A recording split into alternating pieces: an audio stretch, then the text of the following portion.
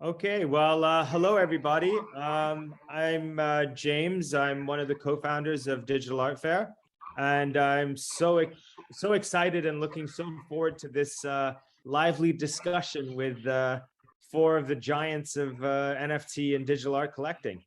Um, Also, I'd like to thank all four of them for their tireless education within the digital art community. When I first got into digital art, I learned a lot from all of them, and still learn a lot. 6529 is a prolific tweeter, and there's always something to learn from all four of these. So I can't wait to see what nuggets we or truffles we're able to dig up through the next hour. So super excited about this. Just a little bit of background about myself. I've been collecting art for about 20 years, and I came through street art. And before digital art was told that it wasn't real art and nobody liked it and it would never get anywhere, everyone said the same thing about street art. And so when I first encountered digital art, again, I was a little bit skeptical like some people, but I had this aha moment where I was hearing of all of the same conversations and discussions that the art community were saying to me 15 years ago when I started collecting street art like Banksy and Invader and stuff like that.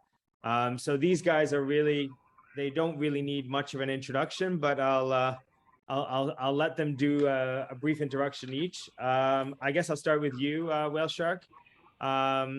Please go ahead.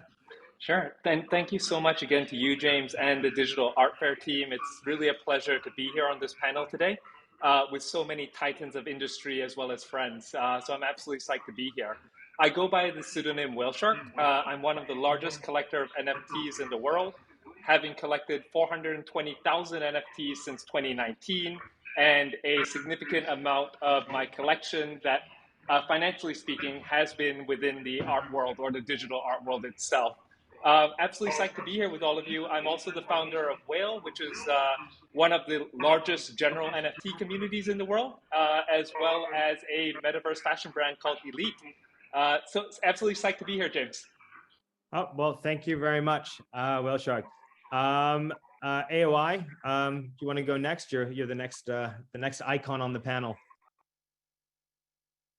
Hey James, I just want to say same thing. You know what? You've done a incredible job at Digital Art Fair. You know, I remember when you first created it last year, and I went there for the first time, and I was like, you know what? Nobody's doing anything like this in Asia at the moment, and I think it's an incredible activation for digital artists. You know, and this year your focus on Asian artists, I think, is pretty spectacular. So I like to call us we. We, as you know, AOI stands for Art on Internet or Artists on Internet. We're a movement for emerging art and technology. Our goal here is to really celebrate all the incredible artists on the internet. We work with artists, we work with curators, we work with anybody in the space that wants to transform artists' lives. We're working through our Metaverse Museum, a film series, and this year we're focusing a lot on generative art, and we've got some really fun, exciting in real life events coming up. And I'm so glad to be here and amongst some incredible friends, and I'm excited for the journey today. Pablo. Well, thank you very much, and I echo both the words that have been here. It's so good to be with my esteemed friends and people I admire so much in this panel. I'm Pablo. I've been part of the NFT ecosystem with a clear concentration on art now for some time. Together with my wife, I'm behind what is likely known as the most profound, the deepest, one of the most significant and important tokenized digital art collections in the world. I was very early. I mean, alongside all the main artists that are out there today. And outside of that, I'm also behind a couple of projects in the space, most notably Aorist, where we support artists that are digitally native, but have a physical representation with their or manifestations of their work as well. And I'm very excited to be here and sharing the panel with all of you. And Punk 6529. Hello, everyone, and thank you for having me and looking forward to this discussion. What I'll say, and I'll be very brief, is my mission, my animating principle here is that I think NFTs are the platform, are the technology, are the approach in order to have an open metaverse, an open digital sphere, mechanism to help the world embrace decentralized technologies.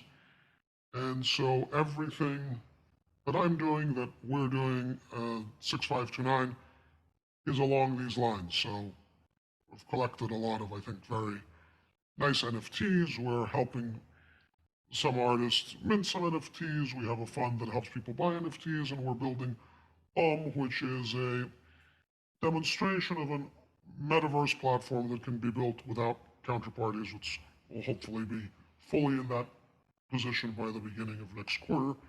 And so, yes, absolutely love and support the art and the artists, but also view this as part of a broader mechanism to help the world move to a decentralized digital space.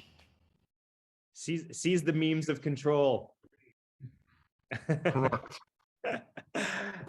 Okay, I think I'll start off with some kind of easier questions or discussion areas, and then we can move into some more challenging ones maybe a little bit later on.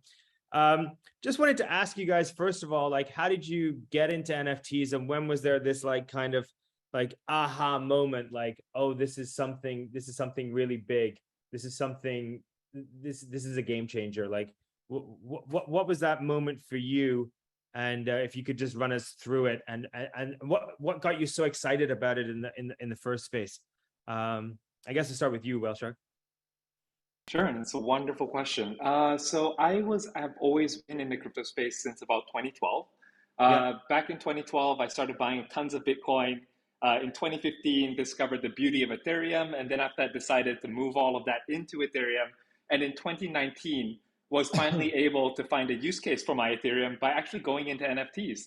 I think I had two aha moments, and I would say the first aha moment would be the purchase of my very first NFT. Which really wasn't art yet, right?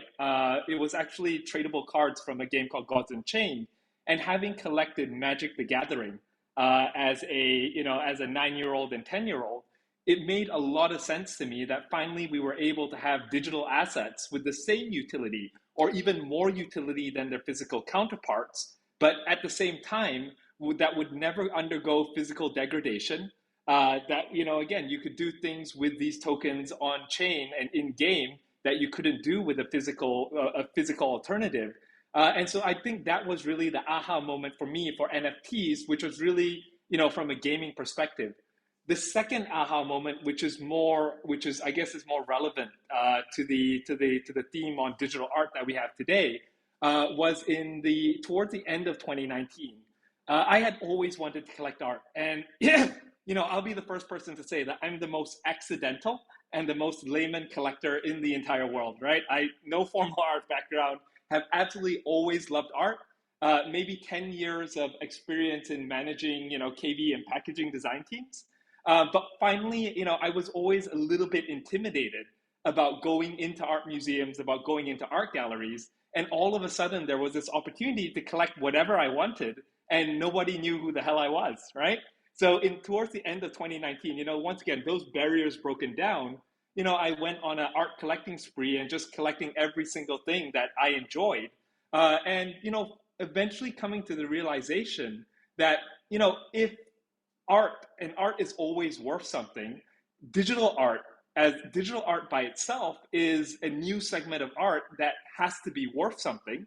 The only way to be able to provide that management, ownership, and scarcity element is through NFTs. It was inevitable that digital art would become tokenized, would be tokenized through NFTs. So that really was another aha moment. And again, to 6529's point, being able finally to hang up that art, not on the physical limitations of the physical space that I have, but rather within the metaverse, and being able to live in this place of unlimited space. Again, if there was a third aha moment, that would be it as well. So it really was a continuous moments of aha moments. And then after that, even today, when I learn something new, it always blows my mind as well. Okay, interesting. I guess let's mix it up a bit. Pablo, I'll ask you. Well, first of all, that's amazing, Walshak, and I've learned a lot through your activities and through the conversation that we've had. So thank you for that. I don't have as deep as an experience as well, Shark, even though I've been here in the blockchain space now for a very, very, very long time. Actually, my affinity with NFTs comes from both the passion that I have personally for art, for culture, for for the enjoyment that we have for that, and my professional career that took me through the blockchain space. I've been an investor and advisor, a relatively active and large investor and advisor in the space for many years. And I was lucky enough that I found out about Decentraland since inception in 2017, where I participated in both the investment and the first land auction. And I became one of the largest landowners globally of the Decentraland and the subsequent projects that came afterwards, like Sandbox, Crypto Voxels, and in particular some in space. Since there, for me, the click was very, very simple. I understood the technology very well. And when I realized that this new form of digital ownership, was available, it was very, very clear that it was the start of something outstanding. Now, I was even luckier when a few months later I found out, or a little bit later I found out about what was happening in the art ecosystem, and it was the perfect marriage again. The profession that I really understood very well, technology that I understood very well, and the passion that me, my wife, my family, we've always been around behind aesthetics, architecture, art, etc., etc. So it was very passionate in coming to the space, and I love that because I've been very, very, very, very involved with all of the artists that are part of the collection, as more than a collector, really as a patron, and I've been very involved with everything outside of the creative portion. I'm nobody to tell some of these amazing artists in the world what to create. They are the creators; they're the best in the world. And I truly believe that I am nobody to expose any vision, even when I commission things or anything. I want to really see them push what they do. But there's, I think, a false promise in the ecosystem at the moment, or throughout the last few months or years, where if you just mean things, you think that you're going to be successful. If you just go out and you put things, you think you're going to be successful. And I think it's a massive mistake. In order to have a successful creative career, you do need to have both the support of different groups and people around the ecosystem to make that career and to support you on what you're not best, because now we're expecting artists to be entrepreneurs, to be accountants, to be social media gurus, to be pricing gurus, to do everything. And I think it's not the right thing. And yeah, that's a little bit of the story on how I got here. And it was like Wellshark said, I really like that broken barrier. Before, if you go to a museum, you go to an auction house, you go to a gallery, it was really uninviting. It was really not a place that if you're not a connoisseur, if you're not already part of that circle, it's really, really difficult to even feel comfortable even coming around and going in. This made us all realize, and it was so beautiful and exciting, because as Wellshark says, nobody cares who you are. You can have that deep connection, understanding, and collect work and engage with the artist with a true passion. And we have realized that everybody likes culture, everybody likes art. It's just that art wasn't accessible before. And it's been exciting, and I cannot wait to continue all my life around this ecosystem. Okay, and 6529, I'll jump to you. Was there an aha moment for you? Hello, I think you might be on mute. Oh, okay. Yes, I agree with everything everyone said. I'd add the following. I'm Bitcoin era 2013, and my view on crypto assets, cryptocurrencies from then was that this is a different form of database, a decentralized form of database, and this has a wide variety of implications.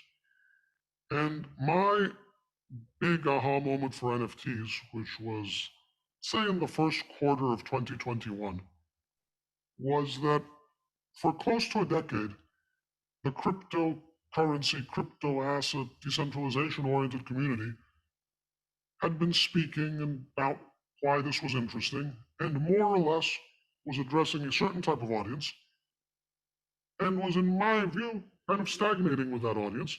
And even to the degree that that audience was receptive to this highly technical discussion, it's unclear that the majority of people who owned Bitcoin in 2021 or Ethereum were even holding it in a decentralized manner. Most of it was in exchanges, right? So from one aspect, cryptocurrency had succeeded over the 8 years. The number went up. A lot of people made a lot of money. But obviously, this was never, I think, particularly the point. I mean, it's nice if people make money, but it's certainly better than losing money. But if you make money and all cryptocurrency is being held in a centralized exchange, you haven't actually solved anything, right? You haven't actually solved any of the things that cryptocurrency is supposed to solve. And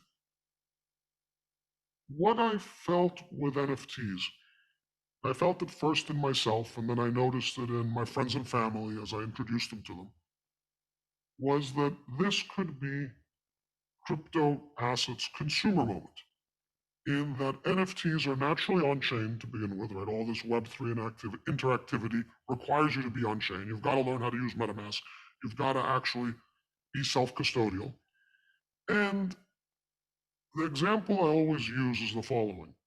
Instagram uses Python in the back end to operate. It's a programming language. But nobody has ever said to their friend, you should download Instagram. It's a great application. Did you know that they use Python in the back end? Right? People download Instagram because they want to post pictures of themselves drinking a margarita on the beach, right? That's why you download Instagram. And that's when tech consumerizes. That's when tech goes broadly. When you stop talking about the technology for technology's sake, which is what technology nerds like me, myself, like to do. It's interesting, but real people don't care, right? People don't care why Instagram works. They just like the fact that Instagram works. And NFTs, I think, are that for the crypto asset industry.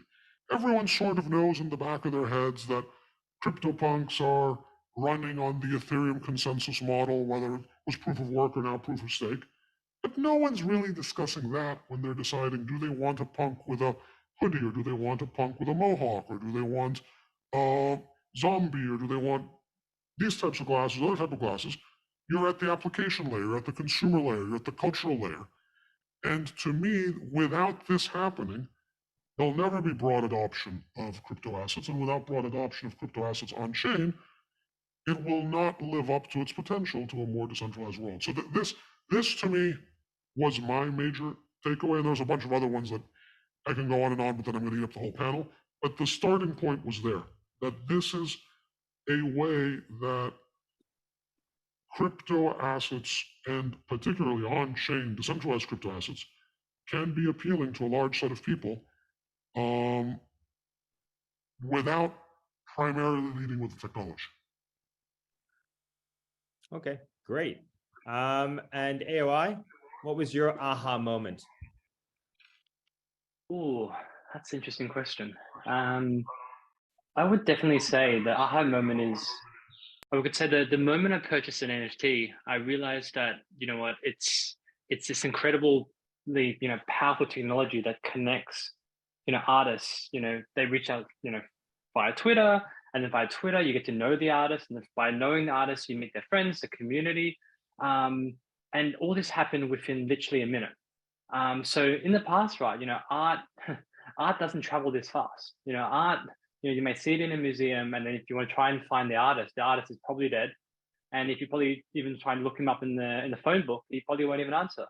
But in the world of NFT, you've got all these incredibly creative people, and it's so connected. And the real aha moment was I realized that people in third world countries, or countries where the living or a job is quite difficult, right? They could literally use the power of their creativity to create an artwork, sell it as an NFT, and all of a sudden that NFT, one ETH, right, literally can support them for 1 month, providing the artwork is good.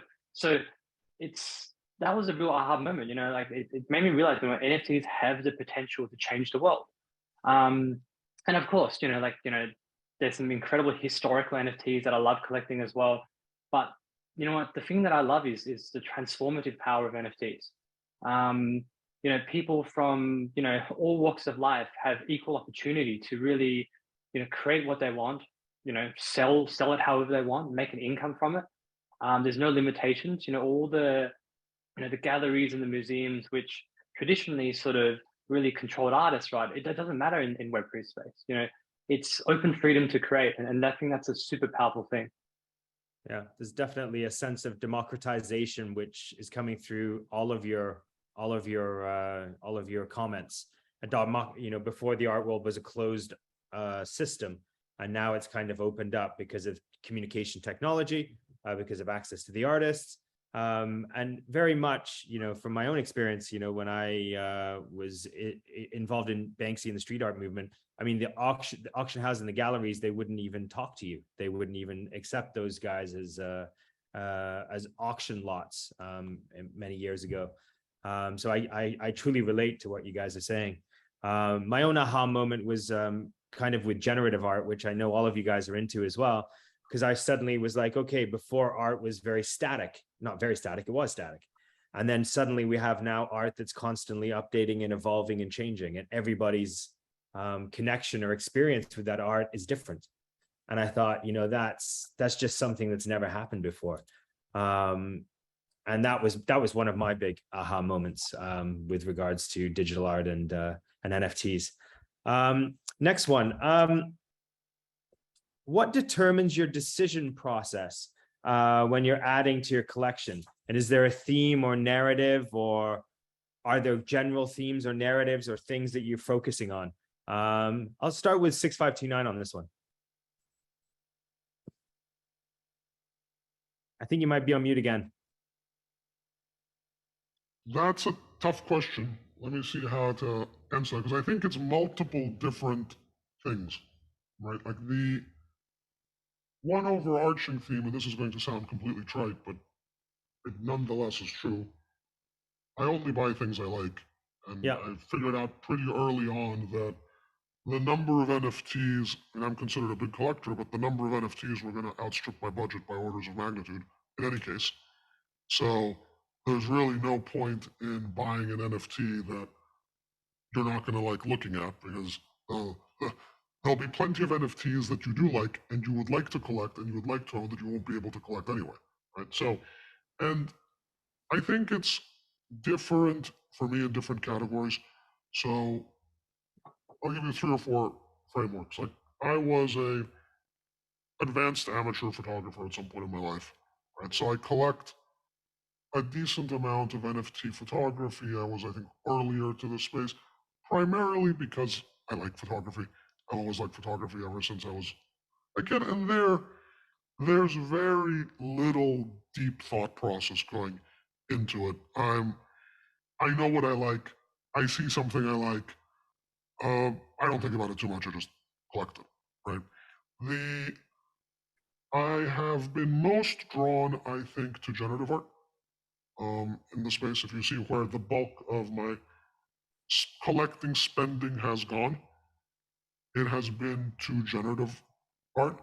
I mean, yes, I own some PFPs, yes, but it's mostly in generative art. I think it has found its natural medium on blockchain. This concept of long form generative collections is super interesting. It's a very natural medium for generative art.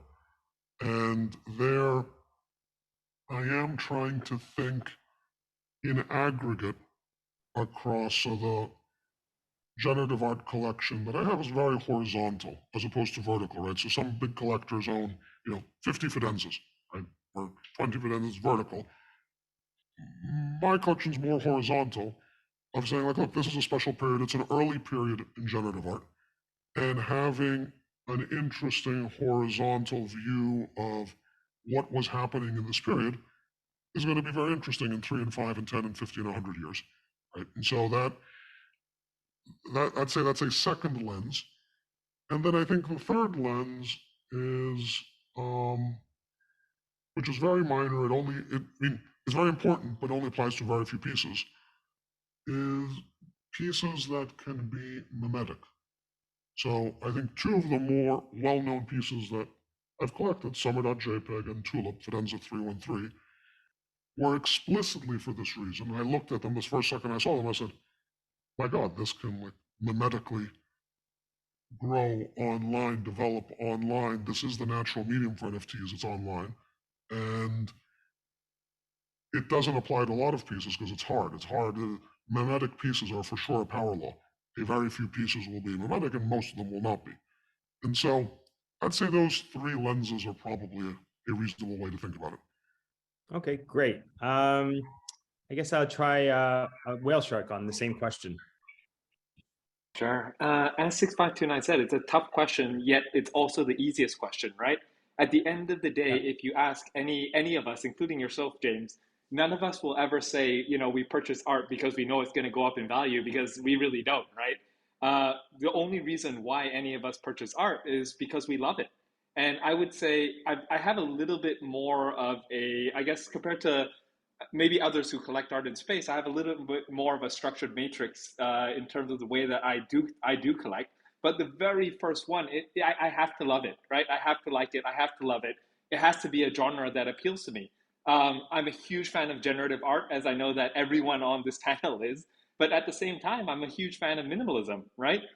Which is why when you had people like Van Design or when you had people like Pak come onto the scene, it really was a no-brainer for me to go after these pieces. However, I think while there are certain, I would say that, probably my three favorite genres within the digital art sphere would be generative art, it would be minimalism, and it would be, it would be vaporwave, right? So, I think different genres will appeal to different collectors, but at the same time, I'm not going to buy every single minimalist piece, right? When I look at pieces, basically what I'm looking for is perfection. And I know it's hard to define what perfection looks like, right? Because perfection is different to each and individual different collector. But to my standpoint, when I look at a piece and, basically if you remove a single element from that piece, or if you add in another element to that piece, it takes away from the overall value of the piece, right? Aesthetic value of the piece. So that's the way that I look at, from a perfection point of view. That's really what I'm looking at when I decide to buy something or not. In addition to that, I mean, there are several other things that I'll look at, because again, while I am a collector first and an investor second, there always is that investor hat that I do have to wear when I'm looking at some other pieces as well. And occasionally what I will look at is, again, is my taste, or have what I collected, is it aligned with the mainstream aesthetic as well? And in this age of social media, it's relatively easy to do. It's not about the follower count, right? It's always about the engagement and how rabid is their fan base, on these different pieces. At the same time, to 6529's point, the number of NFTs that I want to collect are far beyond the budget that I could ever spend, right? And I'm sure that's the case for all of us. So, again, just having a rational cap on, really looking at the different prices of the different artworks compared to the same genre versus, previous historical prices, putting all of that into a structure and then really understanding whether or not it makes sense, and then proceeding is really the way that I go about it. Have you ever bought something that you initially loved and then you grew to dislike it and then sold it? It's always love at first sight for me, James. So whenever I look at a piece, it either strikes me in the heart or it doesn't. And it's really hard to explain. I mean, for those who collect art or collect a lot of art, when you see something, you want it, and you want it at any price. Right? I gotta find some stuff in my house that you want at any price. But yeah, I mean, it's always been love at first sight for me. And again, I've picked out every single piece I've collected. Even sometimes if I love an artist or I love the style of an artist so much, I'll sweep the entire floor. Simply because again, it's at the end of the day, the main reason why I started collecting digital art to begin with was not because anyone knew that it would escalate in value, but simply because I wanted to have some cool art pieces to hang up in my house, right? And I still retain that same mentality today. That leads me wonderfully into my next question, which is, how do you integrate your digital art into your physical environment? Whale Shark, just because you're okay, sure. So we live in an era of screens, right? While I've said this multiple times before in other places, but right now I'm sitting on my couch in my family home, and I got my laptop screen in front of me. I have 2 iPads by the side, and I got 3 cell phones on my left hand side, right? So I guess the first and immediate thing that you can do is, I have digital art on every single one of my mobile screens, right? So that's the first thing that I do. The second thing that I do is, some of you who have followed me on Twitter know that I have this mural behind my desk where I have 1, 2, 3, 4, 5, 6. I have 6 different screens. So I have 6 different screens, rotating through digital photography and digital art. And it's almost like curating an artistic experience for me on a day-to-day basis, right? So that's the second thing that I do. The third thing that I do, right, is the metaverse, right? So in the sandbox or in crypto voxels, I have commissioned probably about 8 different builds.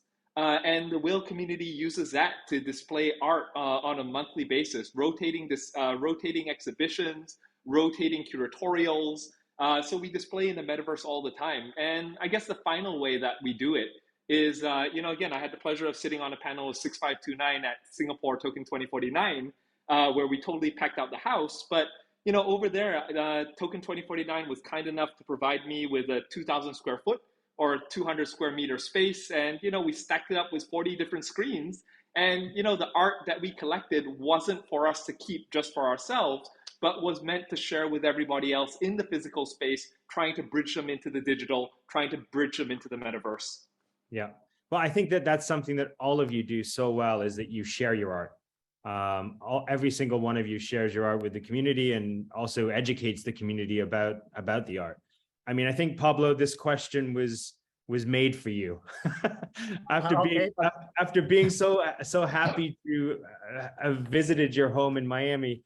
I mean, yeah. So can you share with everyone how you integrate your digital art with your physical space? Absolutely, absolutely. And if you don't mind, I'm just going to comment very quickly on the question before as well, because I think it's very relevant. Okay. I think that at the end of the day, there's many similarities, even though like, of course there's many changes and the ability to interact with the artist. I tend to look, when I'm purchasing art, of course, with what has been said here, you of course need to have a connection, you need to like it. But I personally, I go very, very, very deep into understanding a lot more, not only about the art in itself, but about the artist and the project as a whole. I think it's very important.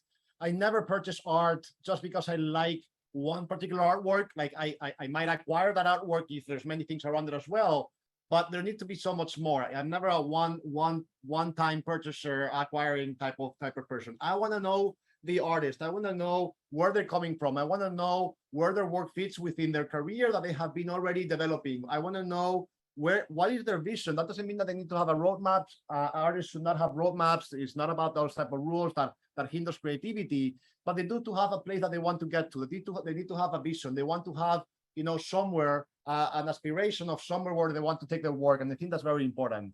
And then lastly, I think they have to have all the same virtues that not only make, a good artist, but a good person or a good entrepreneur in life. I want to see discipline. I want to see a good use of the tools that they like, the proper use and the understanding of the tools to create that they use. I want to see a good personality because I do think that that is very important in the way that you engage, in the way that you connect, in the way that you think. I want to see all of these things that again make up for a lot more than just a talented work of art, which I believe, and without disrespect to anybody, there's a lot of talent in the world now. You need a lot more than talent to actually not only be successful, but have an engagement that is strong. And I strongly support those artists that are being very thoughtful about the stages in their career. That doesn't mean having boundaries or limitations, just being thoughtful about the stages in their career and coming along together. But as for how do you show the physical and the digital, this is unfortunately something that I'm not gonna lie, it's something that at the moment I think it's one of the things that we are a little bit lagging, a little bit behind, because there's the technicality that the frames are not ideally sized. So if you're gonna go a screen size, you need to build things around it so that you can fit the different size artworks that you have. And if you go with projections, you have some advantages and disadvantages, but we're not there fully yet. The good news is that it's coming together. What we have done in our house though is I believe that even though art can be digitally native, it doesn't mean that it always needs to be digitally representative, yet the opposite. We have gone to great lengths, of course, with the help and with the creativity from the artists themselves that create these artworks like that. But we have our home and a different place where we expose our works that is filled with physical manifestations in different ways of the artworks that we have collected. So, for example, I have the first ever tokenized video from Refik Anadol that has 6. I think that you saw them here, James, when you were here. So there's 6, physical panels representing each chapter of that video, which is a longer video that is just beautiful in an static form, very connected and coherent with the work, and just extraordinary. At the same time, we do have, we share analog art that was always created in an analog form that has a conversation and a direct conversation with the digital art that we have exposed. We never put two large screens in the same line of sight. We try to stay away from pieces that have too much movement outside of an exhibition moment, because when you want to live with things that are easy to live. And in general, we're very, very, very careful about selecting the works and how it plays with the physical objects that are around the house. And yeah, again, there's examples. For example, we do have one of the Tom Sachs rockets. We do have a few of people's physical works. Of course, what we mentioned, Refik, Andre Reisinger, and we are exposing all the time works by all of the amazing artists that we collect, that we support, and that we enjoy. And I'll just share something is that we will be opening physical locations around the globe, because I truly believe that art is to be enjoyed, art is to be shared, art is to, I'm just the steward of this work for some time. And I would like to to share this with the world. So we'll be next year we'll be opening some locations globally that will be announcing at some point. Yeah, I mean, Pablo's house is spectacular. It's like nothing I've ever seen before. The integration of art, architecture, design, everything it's really something. So thank you so much for sharing it with me when I was in Florida. It was amazing. You're always welcome. Always invited. Yeah. And AOI, same question to you. How do you integrate digital art into the physical world? You know what? That's a really, really interesting question. I've literally spoken to probably every single screen company possible.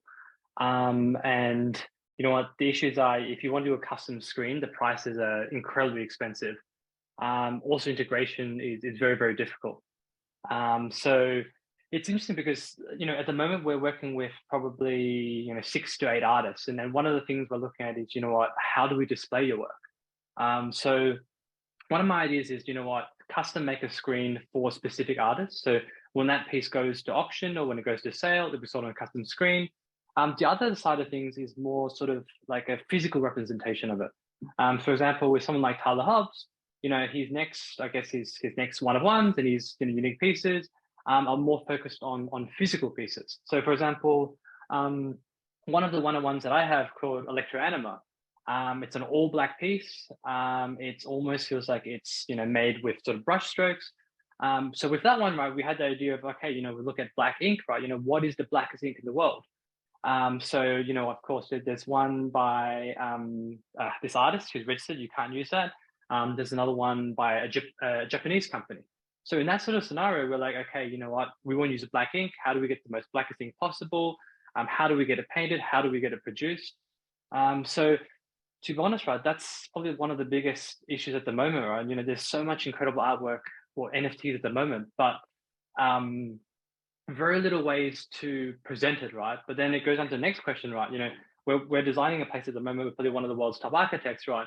And it's very difficult to combine, beautiful travertino and beautiful materials with, a big screen that illuminates light, that blasts light, right? Working with lighting designers as well, it's kind of like, well, if you have, TV screen here, well, not TV screen, but a special custom screen here, even though it's a matte finish, right, it's still going to reflect light and still affect, the lighting of the whole sort of experience. So that led me to, I guess, the journey of the metaverse, right? So about a year and a half ago, we built, well, more of a case study, right? We built the most sort of high fidelity museum experience possible in Unreal Engine.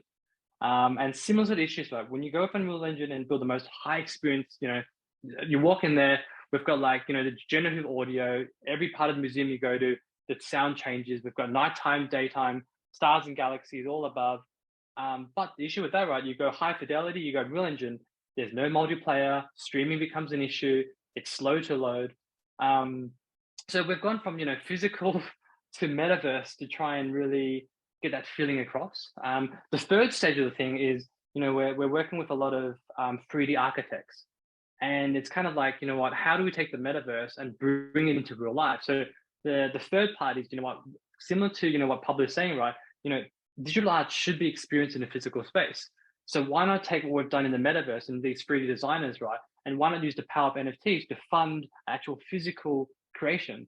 And funnily enough, Pablo, this guy that I was speaking with actually spoke with you, and mind you, I discovered him through his work. Let me see what his name is. I can't remember. He's a French guy. He did the house in Brazil, I believe. And that was a discussion where I was like, hey, like, you know what, you got this incredible house, let's build it. Let's use the power of the NFTs to build it. And then once we've built it, then we have the most amazing place in the world to showcase NFTs. So I would say, the journey from trying to find the perfect solution for artists has led me into the metaverse and has led me back into the real world.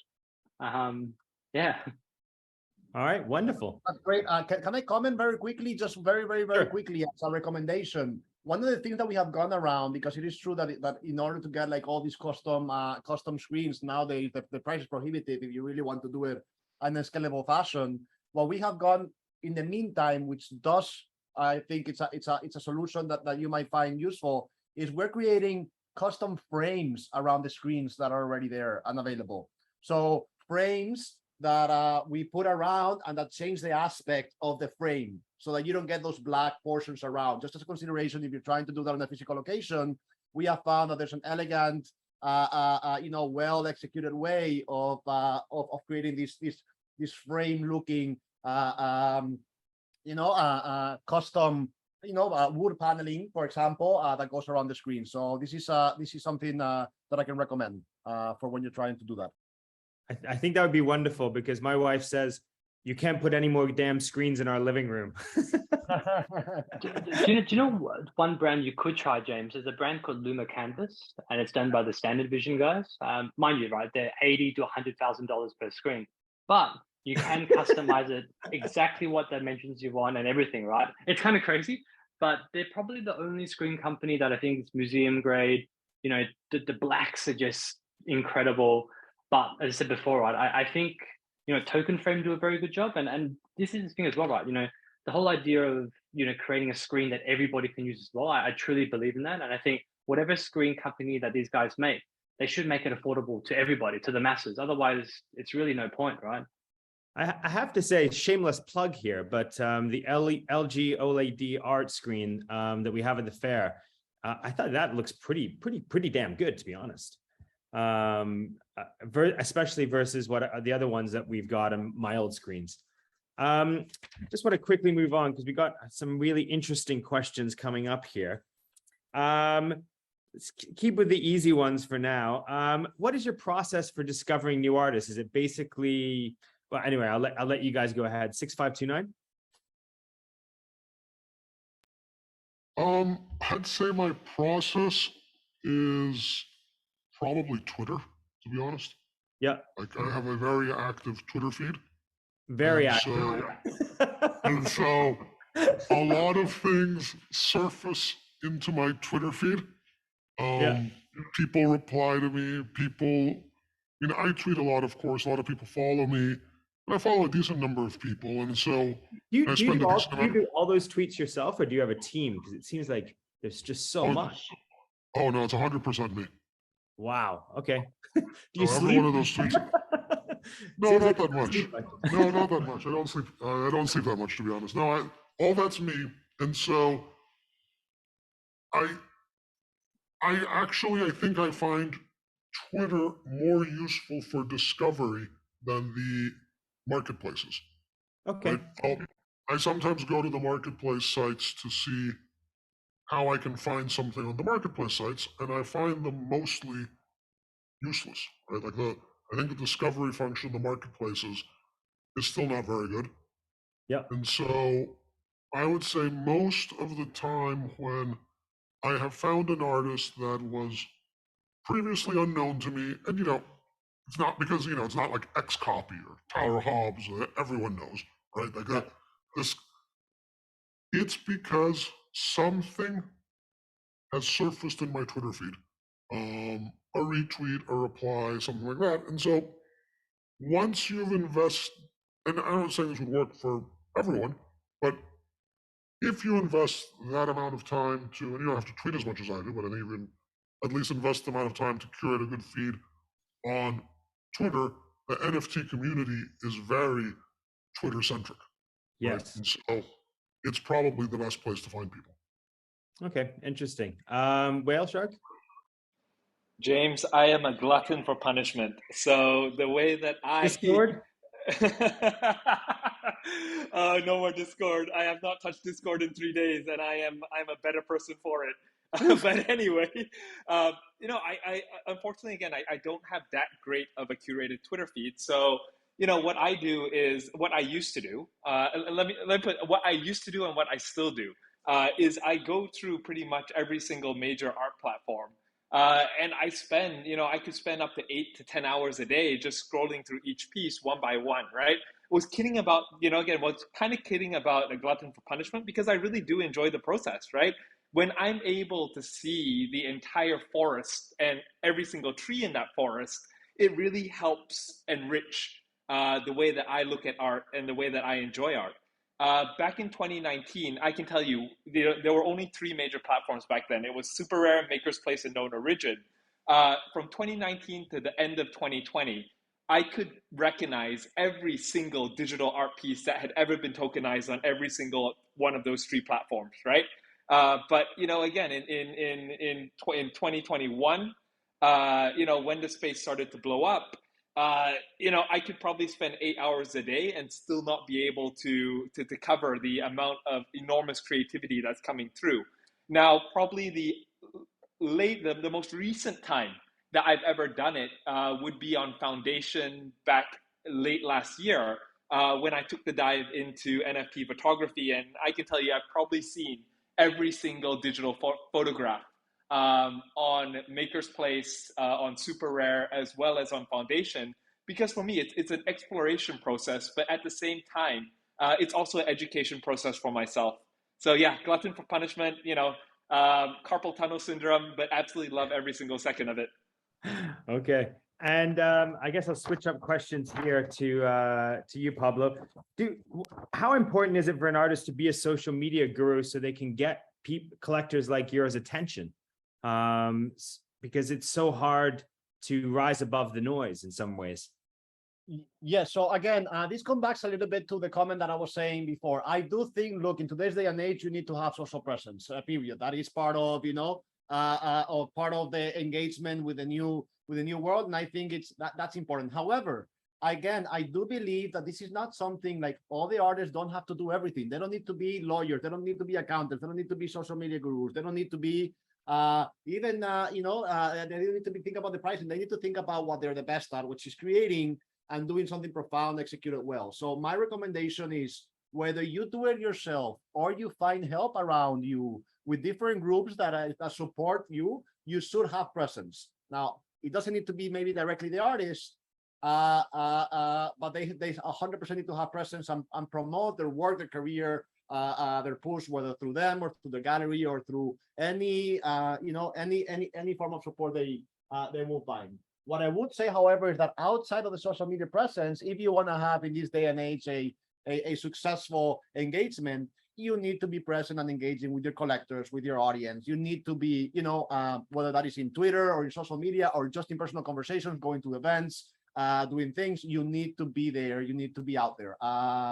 That's my recommendation, and that's the way I see it. Yeah, I mean, if you think back, there are a lot of the artists who were able to create social presence in the past, whether it was Banksy or Warhol or Haring or Picasso or Dali, people have been doing that for a long, long time. It's just in a new digital sort of way or process, I would argue. And AOI, I'm going to switch it up here a little bit because we're running out of time here. So I'm going to go into some little bit more difficult questions. What's your most controversial or contrarian view at the moment with regards to NFTs and digital art? Oh, that it's a scam. Ultimate scam in the world, I would say. Yeah. No, you know what? I think things that involve people and things that involve creativity, it can go both ways. You know what I mean? Like if you look at, about a year ago, when all these scams and all these PFP projects and everything was just selling like crazy, right? There was a craze where, we're buying things which, was a black background with numbers on it or just words on it. And you know what? People somehow in their mind were like, oh, wow, you know what? Depending on the types of words or the type of numbers on this would add to some rarity, right? There was really nothing behind it. And that was a good example of sort of like imagination and creativity, which just went crazy, right? I think at one stage somebody paid like $250,000 for this, black square box with random words on it. And I think one of them was, I think it might have been Lutz, and one of them was like the wizard's jacket or something, just random, right? And it was the belief that one day these random words could be utilized to create this incredible game. So I would say, in the world of NFTs, there are scams, there are sort of just people looking to just literally just steal your money. Like they go on Discord, you say, hey, I want to buy an X copy, like what's available, right? People will write to you and be like, hey, this is available. And then I'll be like, well, how do you want me to pay? And they'll be like, oh, you know what? Just send money into my wallet first and I'll send it to you. So I think for a new person to come into the space, a lot of these bad players do make it very, very difficult and do make it, so many horror stories of people getting their wallet drained and all the artwork gone. It's really difficult to buy an NFT, right? Well, first to look at Ethereum, set up a MetaMask wallet, then buy an NFT. Next minute, your NFT gets completely stolen. So I think with something that, when you want adoption and we want people to really, well, especially in the art world, to really respect and really sort of champion this new form of art, it makes it very difficult when literally, 80% of this industry is out to really, scam you or take your money, or you have to be super, super careful. So I would say, the challenge of this, of the world of NFTs, I guess a contrarian view is the challenge of the world of NFTs is also what will be its biggest downfall. But at the same time, if you can navigate NFTs, right, and you can sort of set yourself up for wallet, and you're able to navigate Twitter, and you're able to search, and you're able to go to Discord, and you're able to discover things yourself, I think that ability is something that is incredible. And with a lot of collectors here, I think it's that ability to search, to discover, like 6529 said, Twitter, is incredible. If you're able to search Twitter, if you're able to discover things on Twitter before everyone else does, then, that makes buying art, so much easier. Well, trading art, but also discovering new pieces as well. Yeah. Okay. Thanks very much. This is such a good question. I'm going to ask it to everyone. 6529, what's your most controversial or contrarian view at the moment?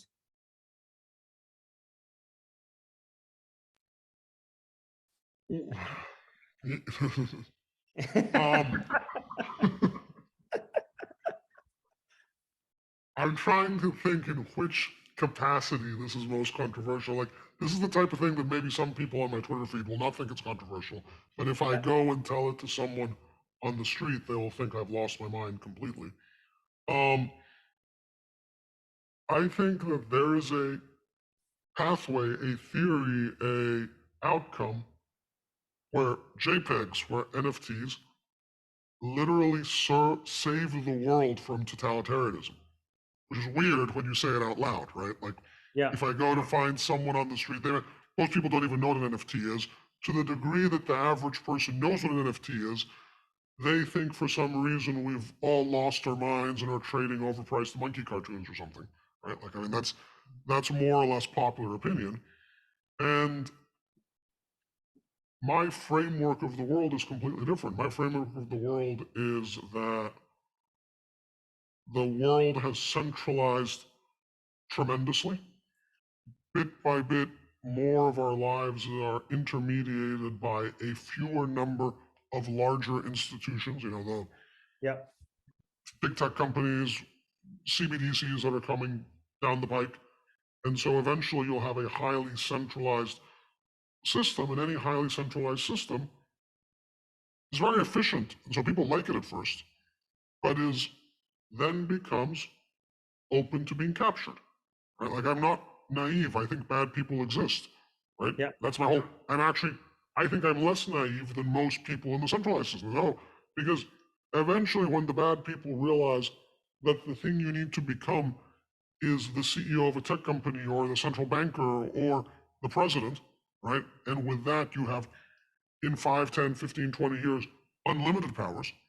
The bad people will redirect their energies that way, right? So that's the way the world is progressing by default. I think, like, by default, that's what's going to happen. And about the only thing that I see that can stop that are decentralized systems, which effectively mean public cryptocurrencies. And I actually don't think we're getting to decentralization with the fungible ones, but we might get there with the non-fungible ones. And so in some very, very weird, bizarre way, but yet I think 100% true, like, an actual pathway is you start with, like, cartoon PFPs and you end up saving the world. And that seems very weird, I think, if you tell it to a normal person. Yeah, I've heard this theory before, and I tend to agree. Pablo, same one to you. Repeat the question. What is your most controversial or contrarian view with regards to digital art at the moment? I have, as you know, I'm quite spoken, and I have quite a lot of differences with this. The first one I would say is, again, that the promise that just minting something is gonna make you successful is not a promise. It's not true, and that you should get much closer to other collaborators that will help you live your career. It's very clear to me that those creatives that are being the most successful are those that have been able to do that the best. That doesn't mean engaging with the community, not engaging with the community. That doesn't mean not going to decentralized paths. It just means to lift yourself up together with those that support you. I also have a slightly different view on Ethereum. Look, I love Ethereum. Ethereum has given me everything in my life. I'm a huge supporter. I've been a huge ambassador of Ethereum. I just think that for the majority of NFTs, Ethereum is absolute overkill. It's the same as having a bank vault in your home to put your wallet with $100 in it. It's just unnecessary, and there's just simple, more efficient, cheaper ways to do the majority of NFTs that will really allow people to participate at completely different levels. We need to get to a place where NFTs, many of these NFTs are literally cents, dollars, so that everybody can participate in many ways and further engagement outside of the art as well, and many other things. And I do have many other comments, but those are probably my top two comments. Okay, wonderful. And over to you, Whale Shark. James, how deep of a hole do you want me to dig tonight? As deep as possible. Oh, dude. All right. So why don't I just, I think you can hear all of us laughing and my contrarian or controversial viewpoints tend to get me in a lot of trouble. But why don't I list out two? So I'll start off with the more meek one, but it is very similar to what Pablo mentioned earlier on when he talked about how he collects art. I want to collect art from good people, right? If I just put it straightforward. And, having been here since 2019, while the majority of creatives within the space are good people, to 6529's point, there are bad people everywhere as well. There are talented artists who are amazing people. There are also talented artists that are awful people who run rugs, who cheat, who threaten, and do all that stuff. So, a lot of people say you should buy art just for the art. But at the same time, you know, as a collector, how can I feel? How do I feel, you know, morally adequate if I'm supporting an artist who, you know, who doesn't abide by like a common code of conduct or a common code of ethics, right? So I think that's my first controversial viewpoint, and I did get into quite a bit of trouble for it early on. I guess my more recent, I guess, controversial viewpoint on NFTs particularly would be about PFPs, right? There is a more encompassing and a more generous and a more, maybe a longer viewpoint, right? That 6529 undertakes, you know, it's part of the process. But for me, you know, what PFPs have come to represent, you know, isn't the original, you know, digital identity within the space, but has rather, you know, been seen to me more as, you know, financial hijinks, right? For example, and I am going to keep this short, but for example, you know, when you talk about Bored Apes, right? You know, people talk about NFTs as, you know, counter authority, counter culture, when something like Bored Apes is actually behind the scenes being run by some of the, again, largest names in Hollywood, right? I think, and again, you know, besides beyond Bored Apes and onto other PFPs, my main issue with PFPs have been that the predominant motivation behind the demand has been not out of love of the art of the NFT itself, but rather, you know, how can I flip this? I mean, you see people on Twitter all the time, and they're changing their profile picture every 2 weeks simply because they got a new PFP that they want to flip out, right? So I think, you know, again, at the end of the day, NFTs to me is about this digital renaissance of art and culture. And I believe, and again, this is a personal opinion, when you look at NFTs and you're using it more as an investment vehicle, I think that kind of sullies the main purpose and, you know, the main overall benefits that NFTs can bring to humanity. Yeah. Yeah, I think that's great. And I think all four of you guys are really like collectors rather than traders of digital art. I mean, most of you haven't really sold anything, or if you have sold, it's just been to support artists or to trade into different stuff. The other thing I wanted to important, by the way, to change that balance. I'm sorry, James, but super important. Yeah. You know, we have seen, and a little bit back to what Wellshark was just saying, we have seen a humongous inclusion of, you know, what was really mostly blockchain and crypto traders that were treating many of these assets as commodities rather than as actual either artworks or other assets that they covet for different reasons. While a healthy, you know, a healthy balance, you know, it's part of every market, every collectible market where you have people that are there for the pure financial reasons. The balance was completely on the other side. The good thing is that I personally am seeing huge signs of going a little bit the opposite way. We have seen a lot of more traditional, very established artists coming into the space as well and putting some projects that are very profound, very well used to the medium, and just very well accepted. And I think again that there's this new flow and what I always call the decoupling of you know, what assets are being there traded as commodities and what assets are really like truly profound, very high quality assets. I will. Yeah, I think this, you know, especially in 2021, I mean, it seems like most of the conversations were about price, the floor, rather than the art and the artist's journey and basically any artistic sort of conversation whatsoever. It was just all about the price. Sorry, actually, this is the next one.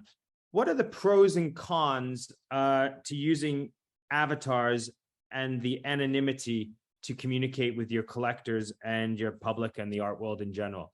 I guess there's three obvious candidates for this question. Maybe I'll start with you, 6529.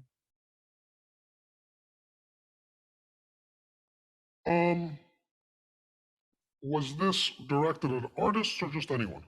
Yeah, I mean, why do you use an anonymous avatar, and what are the pros? And I guess I know most of the pros. What are the cons? Yeah, I would say I'm pseudonymous, not anonymous, right? Okay.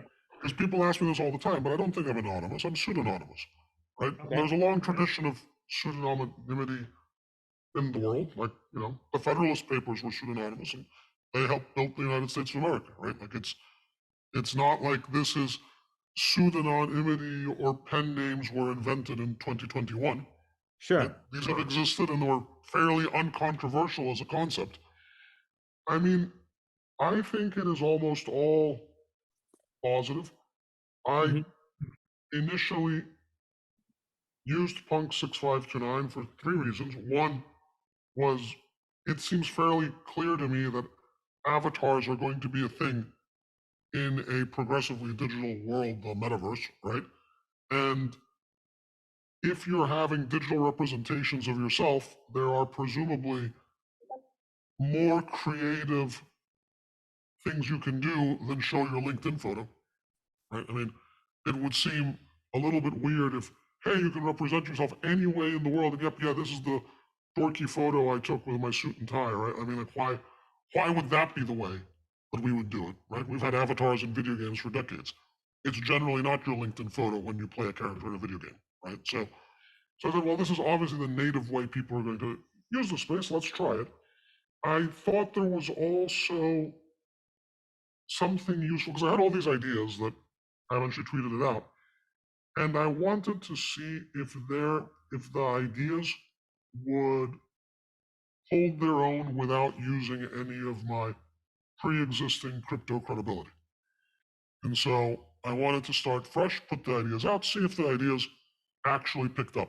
It was a good test to see if they were right instead of linking to them because I'm knowledgeable about crypto before NFTs. I didn't want to link the two. Right? And then, so I actually think it also forces some discipline. I think it would be weird if 6529 started tweeting about what I had for dinner last night. Right, like, oh, I went to this cool restaurant. Whereas in my like personal Facebook account, maybe I'll post that. Like, oh, look, it's me with my friends. We had pizza last night. And that's fine. But really, I don't think anyone follows me to find out if I had pizza last night. Who cares? Right? Like, we're here to talk like about that. NFTs in the metaverse. I really like that idea. And the downsides are a little bit of tech logistical, right? Like you got to juggle accounts. It makes things harder on line, but manageable. I think there's a little bit of a downside on physical events, right? Like it's harder for me to, for this to work and for this to have any meaning, I can't also just like show up to the conference and mingle with everyone in the same way, right? So that is, I think, the biggest downside is that for like, I don't know, conferences, I suppose, right? Physical events, physical networking, it is a little bit of a downside in that capacity. Okay. All right. Wonderful. AOI, do you have anything to add or similar sort of points or? Yeah, that's really interesting. So to be honest, like this is probably the first time I've used some form of avatar. Usually it's just the AOI, and in that sort of scenario, the idea was, AOI represents all artists on the internet, right? So I didn't want to sort of put one person behind AOI. I wanted to create a movement where the artists are the brand. But in this scenario, there were so many opportunities for me to buy apes. I have so many friends that buy ape. And I was like, I do not like PFPs. I've never actually bought a PFP, right? But then Xcopy came along, and I realized that certain Xcopies work really well as PFPs. And then also, like after having chat with him the other day, some of these Xcopies are going to become actual usable PFPs. And as you can see with Whale Shark, right, that sort of face tracking sort of PFP where the avatar moves with you, I honestly think that's going to be the next wave of PFPs. So I think, at this stage, PFPs, to be honest, like sometimes I think with apes, all this other stuff, right, it is very, very ego driven, right? One of the guys, the founders of Doodles, right, used to work for AOI. And then when I was chatting with him, right, he came across it from a different angle. His friend was this incredibly talented artist, and through that sort of doodle sort of style, they created this sort of insane sort of like magic and joy from these animated sort of cartoons. So I would say, you know what, PFPs in one stage, right, encapsulate a type of energy, a type of ego. But at the same time, you know what, punks are, you know, amazing, right? Insanely collectible. They represent something else as well. So, you know what, like PFPs actually do reveal a lot about that person. You know, within literally a second on Twitter, right, you know exactly what that person is going to be like, right? Because if that person has bought, like, you know, bought 18 of them plastered as a cover profile, you know what type of person this is going to be. But you know what, like 6529 said, I do think, you know what, PFPs are going to, you know, be the future. You know, when people enter the metaverse, you know, and all this sort of stuff, right, that PFP, that square box that you're going to have is going to transform into this sort of 3D modular sort of creation. And to add to that as well, right, that PFP is going to, you're going to be able to dress it. You're going to be able to put whatever you want on it. Fashion brands are going to get in. Even right now, you know, I know that LMVH are working on sort of certain avatars. So, you know, you can go into a Louis Vuitton store probably one day and purchase, you know, specific avatar items. So I think digital identity and the PFP is going to evolve, yeah, very, very fast. And in the next 6 months, you'll probably go into a place and they'll probably scan you, your whole body, and it will grow from your body. Yeah. Okay. Guys, we're kind of running out of time. If everyone's got a bit more time, I'm just going to ask a few questions from the audience and kind of get a few final thoughts, if that's okay. You guys okay with that? Sounds good. Yeah. Okay, cool. How do you guys, what is the exact question? How do the digital art space is still widely focused on white male artists, while everyone should, of course, buy what they like. How do you think about creating diversity throughout your collection? I guess I'll go to you, Whale Shark. So I think, so when you look at the top selling artists on crypto art sales, actually you do see a larger amount of diversity versus the traditional art markets, right? You know, just plucking from the top 5, Hacketao. Again, they're a husband and wife duo, right? From Italy, which again is amazing diversity that we see. I guess one of the main things and one of the best things about the decentralized web is that, you know, I'm not sure if I'm using this word correctly, but everybody is color and gender blind, right? Essentially, you know, to AOI's point and to 6529's point, you know, when we are using avatars, right? I won't say PFP, but when we are using avatars, essentially, you know, you're only able to draw conclusions from what you see. James has had the pleasure of meeting me in person, and James, I'll ask you this: how close am I in real person to the avatar of Whale Shark that you're seeing right now on a 1 to 10? It's almost identical. The mustache is just a little bit more curly. Oh, it couldn't be for. Yeah, go ahead, James. Obviously, he looks completely different than the avatar. Yeah, different race, different facial hair, you know, different glasses, Everything. Right? Everything, So, yeah. You know, again, one of the beauties about one of the most beautiful things about, you know, collecting art in this new era is that, you know, there should be no gender bias, there should be no you know, racial bias, there should be no biases whatsoever. Now, given that, I do believe that, you know, while it's not possible to drive sales to a certain demographic, we do need to make sure that we are giving the stage and we are giving the mic to everybody equally, right?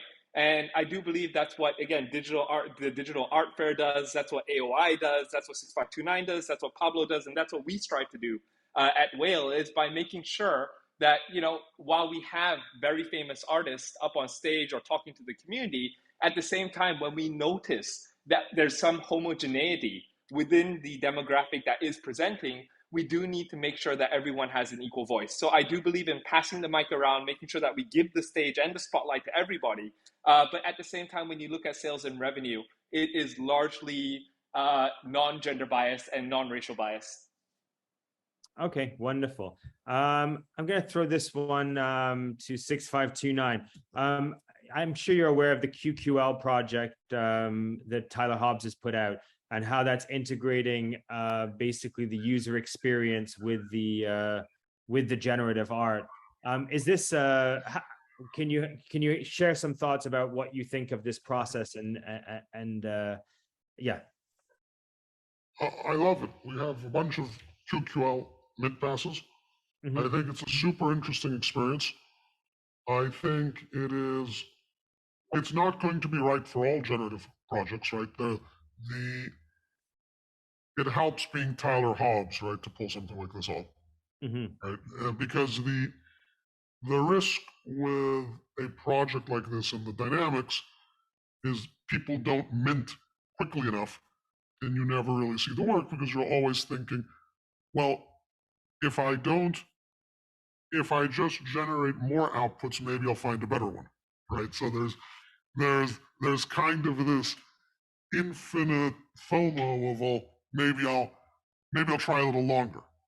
Yeah. What I have found really interesting. Yeah. Do you think that if John Smith created one and it had an interesting pattern, would that be more interesting than, say, if Tyler Hobbs created one, or Rafiq Anadol or Pac created one, and it had, just because of their branding and their artistic experience and their process? You mean the seed? Yeah, exactly. The seed. It's interesting. I was discussing with someone this on Twitter, that they felt that the provenance of the seed creator would be important. Yeah. And it probably matters a little bit, right? It probably matters a little bit, but not as much as the piece itself. Like if someone you've never heard of makes a very nice seed and becomes a very nice QQL, I think that's going to matter more than what their name is. It might matter on the margin, but I don't think it's the most important thing. What I have found most interesting about QQL is seeing how rare the emergent, interesting seeds are, right? Because people have gone through millions and millions and millions of outputs. Yeah. Right? And so then it makes you think about collections where 1,000 were minted, and something really cool comes out, like the tulip. And you're like, wow, well, that was really exceptionally lucky, because you could do 1,000 QQLs, and I've done this. I've sat down, pressed the button, watched 1,000 QQLs, and they're all pretty nice, but nothing particularly interesting comes out. And so it's a super interesting exercise from that regard. I don't think it's the right model for every generative artist and every generative collection, because it needs a lot of ongoing attention for this to play out, right? And for people to mint and for people to care. And if you're already a super famous top generative artist like Tyler Hobbs, it's going to work. But it might not be the right thing for someone more emerging versus just doing a more traditional long form collection. I think it's a great project, though. Okay, very interesting. Oh, I guess something to add to this as well, James, which I find super interesting is, I've been watching Tyler and I've been watching, Dandelion, right? These guys have been snapping up really, really unique QQLs. And also the most recent sort of Verse Gallery partnership, right? What we're going to see is, QQLs that literally, come in a digital form. But I have a feeling, in that show, right, there's going to be QQLs that are going to be hand painted, right?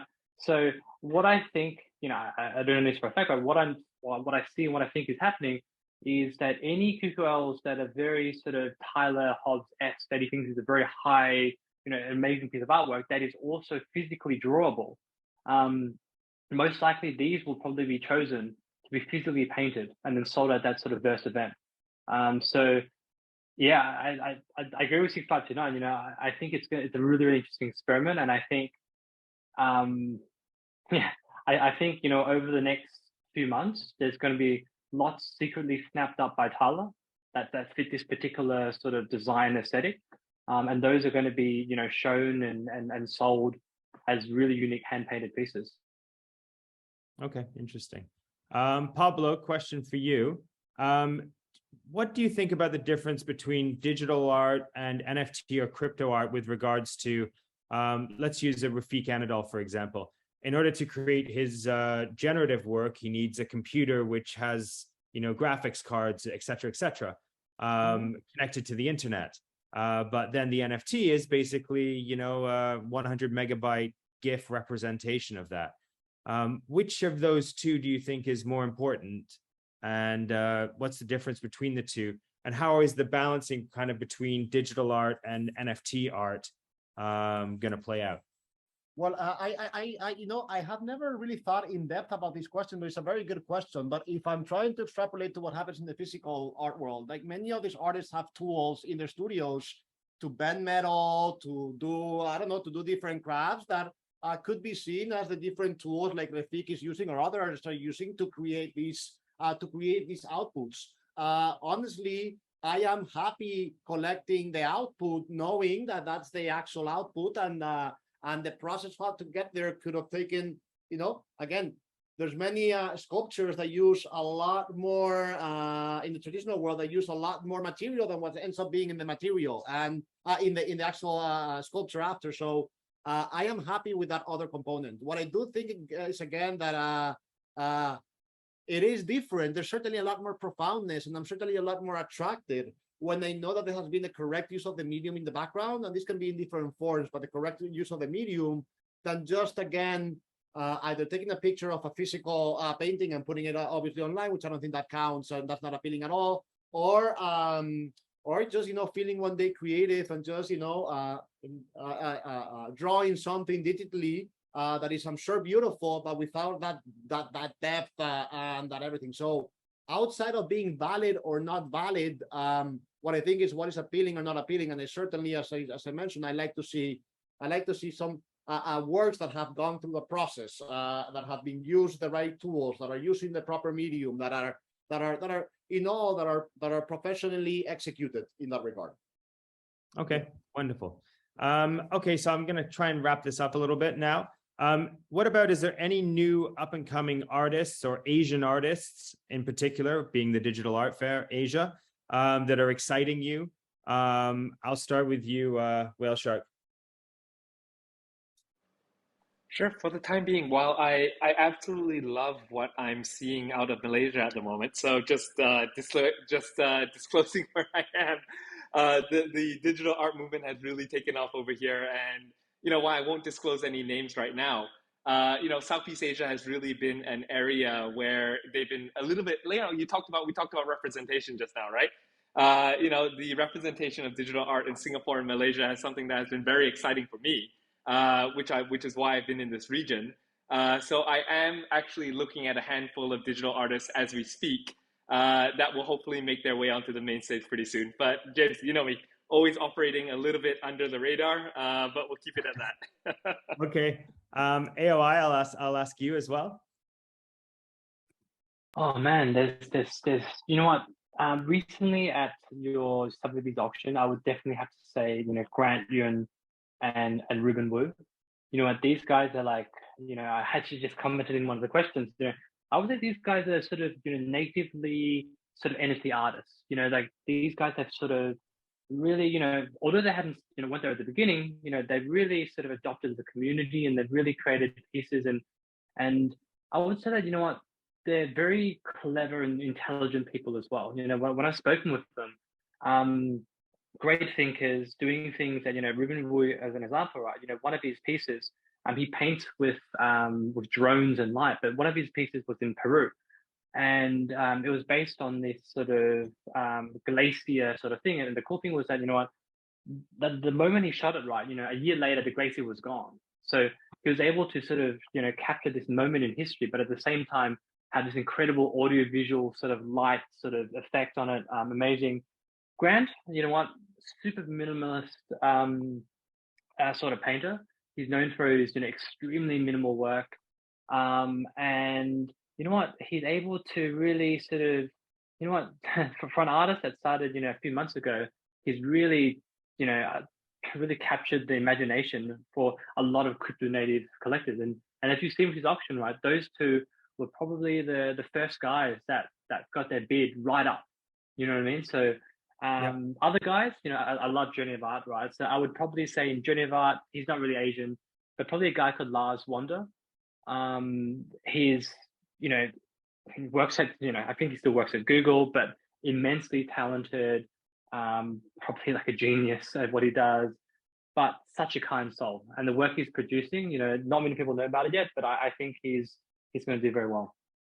Yeah, I think those up and coming, the NFT Asia artists in general, all of those pieces are quite good. Pablo, is there any up and coming Asian artists or artists in general that are exciting you right now? There's so many artists. There's so much amazing talents and artists. I wish that I had 100-hour days so that I could be more and more involved. The reality is that there's a lot, and it's very exciting what's happening. To be honest, I do have a little bit less of a presence in that region of the world. I guess the timing differences and the audiences are slightly different. But there was a very, very exciting project that was released by TR Lab not that long ago that I was very excited about, which was by, and apologies for the pronunciation. I cannot even pronounce my own name well. But it's Kai Kuo Guang. Kaiko Guang with the firework NFTs that was released with with TR Lab. I thought that was a very exciting, again, great use of the medium, great way how they brought the audience together, and overall just a fantastic upscale, well delivered project. So I really like that one. And yeah, I mean there's a few others as well, but that one probably comes to mind the most. And 6529 for you, any up and coming artists, if you have any that are Asian, better. But I don't want to name names. I collect across the board. I feel awkward picking folks out. I will say I think I'll agree with Whale Shark. There's a lot of activity in Southeast Asia. I think they've embraced NFTs faster, and I think there's some interesting activity in generative in Japan. I'm waiting for Japan to be more active in the space because I have a suspicion it's going to end up being very big. And there's some Japanese artists that are active, but not as many as I would expect. And I kind of feel it's something that should happen fairly soon, and we'll see a lot of activity. Yeah, I mean, Japan has such a massive tradition for art and traditional art in general, and always been a pioneer. So I would expect to see that as well. Being a Japanophile and having lived there for 10 years. Is there anything, I guess the next final question, anything big, new, exciting projects that we should look out for from you, 6529? We're working on the same 4 things. The museum will collect pieces and hopefully hold them forever. We are having a lot of fun with the meme cards, a lot of emerging artists, very inexpensively priced pieces. And so it's gotten a lot of emerging artists, a lot of exposure. And I think there's a great community building around that. They're also all CC0. So, you have artists contributing something in their style to the global public commons. And so I think that has been just a ton of fun. And we have some really interesting plans coming over the next few quarters there. I think that's a lot of fun. The fund is going on normally. That's for more kind of institutional oriented investors. And then the hard project, the big project is we're continuing to work on developing it. We're figuring out what works. Like what has been really interesting, the class sessions we've done for the Metaverse MOOC have been quite effective there. And I wasn't sure how it was going to work. So what does that mean? So I'm teaching on a course run by the University of Nicosia, NFTs and the Metaverse. We have like a lot of guest lecturers, and it's a free MOOC, massive open online course. Yep. And you can earn university credit, but in any case, it's a great set of sessions, both from me and from others, about NFTs in the Metaverse. And we're teaching it in so the sessions, people drop into with their avatars, they watch us talk, we ask questions. We're working on the different, UX and modalities, but it's been effective. And I thought that was very interesting because I wasn't sure what's going to be effective. And I think one of the big questions for the Metaverse, I'll leave with this, which I think applies to all of the decentralized platforms, it applies to Facebook, it applies to everyone, is what are you actually going to do there, right? Like, and people tend to get too stuck on the architecture. Oh, look, I've made a nice looking world, I've made nice looking buildings, it's high resolution, and that's fine. But that's not why people are going to come back, right? And that's why people go the first time, but that's not why people are going to come back. And so it'll be very interesting for us to learn, not 659, the whole world at large, what things are better in a three-dimensional world and what things aren't, right? And it's not, I don't think it's been decided. I don't think, I mean, obviously gaming is, but gaming is on its own path. I actually don't think it's hugely societally important that gaming is decentralized. It's probably better for the game players that it's decentralized.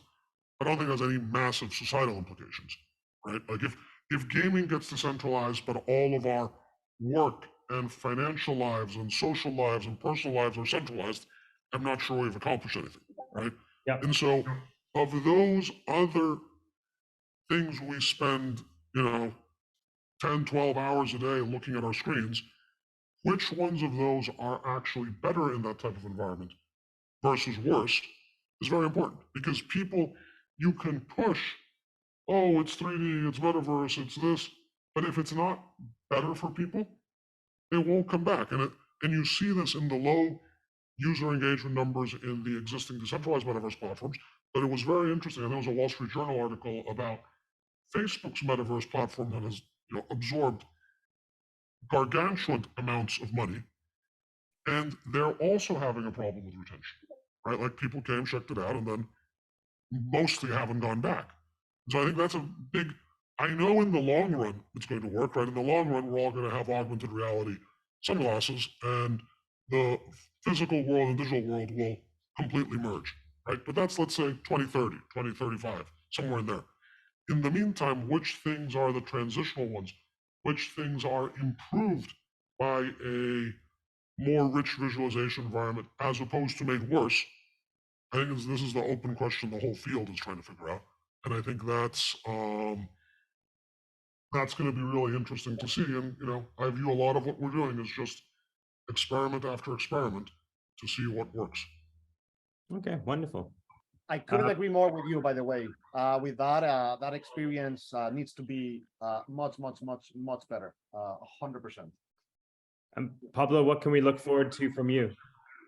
So again, I'm just not ready just yet to share the full details. Just we are bringing something to Miami this year that is going to be, it's certainly the most ambitious, I think the most sophisticated, the most exciting project in art I have personally been involved with, not to discount all the amazing things that I've done behind, but this is really something that is going to be, in my opinion, a change of paradigm, the first large-scale physical immersive exhibition that is going to tie your participation to co-create with the artist the exhibition, a generative work that is tied again, it's customized to your experience through that immersive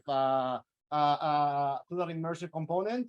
And it's going to be at the grand scale. It's going to be in the beach in Faena in Miami. We're building a huge pavilion in the sand, in the beach, similar to what we did with Rafik last year. And if you can make it to Miami, we welcome you there. I hope, and I can almost promise you that you will enjoy it. So looking forward to seeing you all there. Wonderful, thanks, Pablo. AOI, what can we look forward to from you in the not too distant future? Oh, that's a good question. You know what, we're working on, we recently finished our first Journey of Art show. We had Tyler Hobbs and a few others in it. We're working on the second season for it. So we've really looked around the world for artists that are really doing things that are really game changing.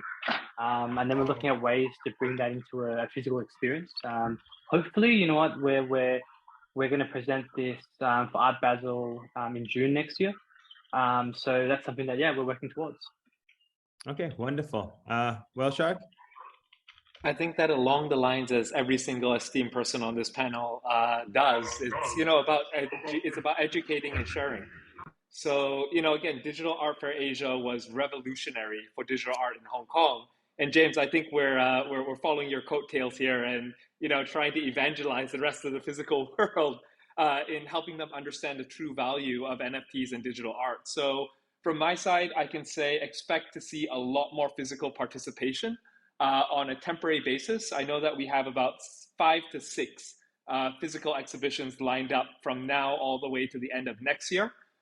In addition to that, I've been fortunate enough to be in discussions with multiple government bodies throughout the world, and I can tell you that they are all very, very excited, not only about NFTs as a whole, but particularly about digital art and culture, and everything that will bring to enrich their economy, their communities, and again, just the general sense of progression that's going on in the world today. Okay, wonderful. First of all, thank you all for your time. I know how busy every single one of you guys is.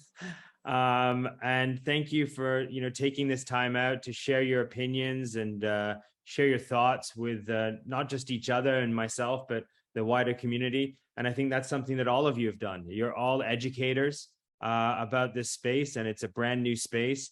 And you're all tirelessly, helping to promote it and trying to make this community work in the right ways.